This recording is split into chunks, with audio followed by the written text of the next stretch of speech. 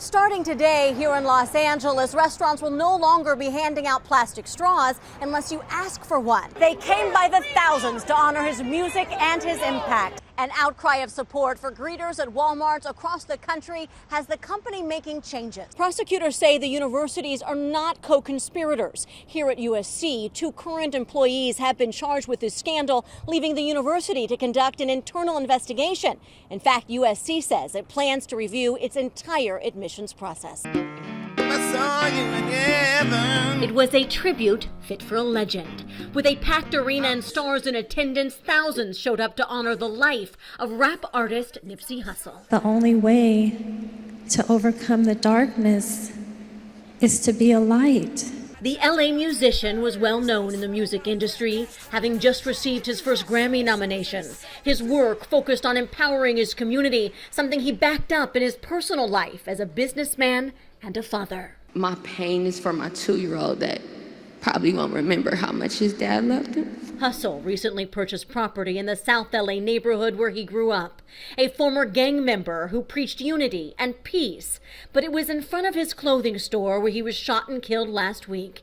A crime that shocked his fans and led to days of tributes. It's like the Field of Dreams, you know, he built something and the people are coming, paying homage like a Mecca. Most of the people we met here at the service never even met Nipsey Hussle. They came because they felt moved by his music and what he did for his community of South Los Angeles. He is definitely larger in death than he was in life, and everybody sees that now.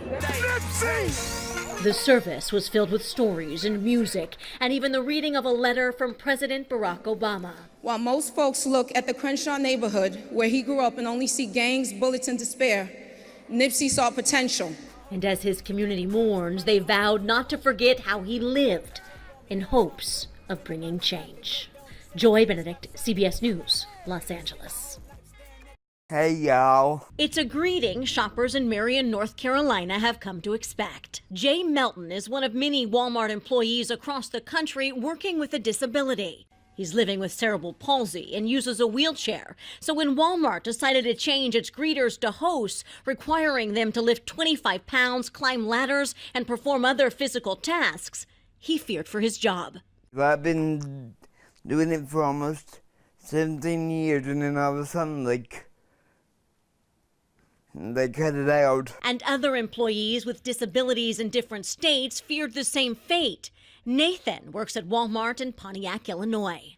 I was hurt, I was devastated, I was angry. But Walmart is making it clear, although staffing is changing at stores across the country to stay competitive, the company prides itself on employing people of all abilities, and they plan to keep doing that. I think everybody has a right to be or deserves to be employed somewhere, and so I think that you're cutting off a lot of opportunities. The company's president and CEO sent out a memo to all its store managers stating this: "Let me be clear. If any associate in this unique situation wants to continue working at Walmart, we should make every effort to make that happen."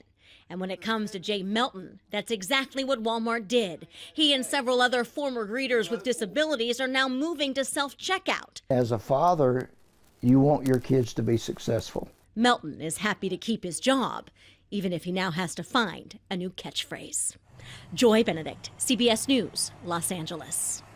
It is a day devoted to protecting the environment as people from New York to Los Angeles gather to plant flowers, clean up trash, and inspire change. We're having fun planting, spreading mulch, picking up little trash, and just enjoying nature. In New York City, these volunteers are dedicated to going green. They grabbed their shovels, digging in to show their commitment to a healthy Earth.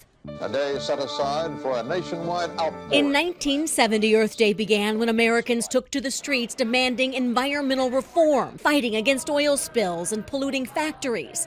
And a lot has changed, as some cities have now banned plastic bags and colleges banned balloon releases. Earth Day's original organizer says even more is needed. We are going to be trying to make every candidate address climate as a priority issue. Dennis Hayes wants increased attention on the environment during presidential debates. So that people don't just give the broad rhetorical flourishes, but actually have to address in some detail what it is that they want to do. Starting today here in Los Angeles, restaurants will no longer be handing out plastic straws unless you ask for one. That's because a new city ordinance takes things further than the current state law to include fast food as well as takeout establishments. I think it's a step in the right direction. Back in New York, the city is getting greener, demanding that all large existing buildings cut their emissions by 10% as the city moves to 100% clean electricity.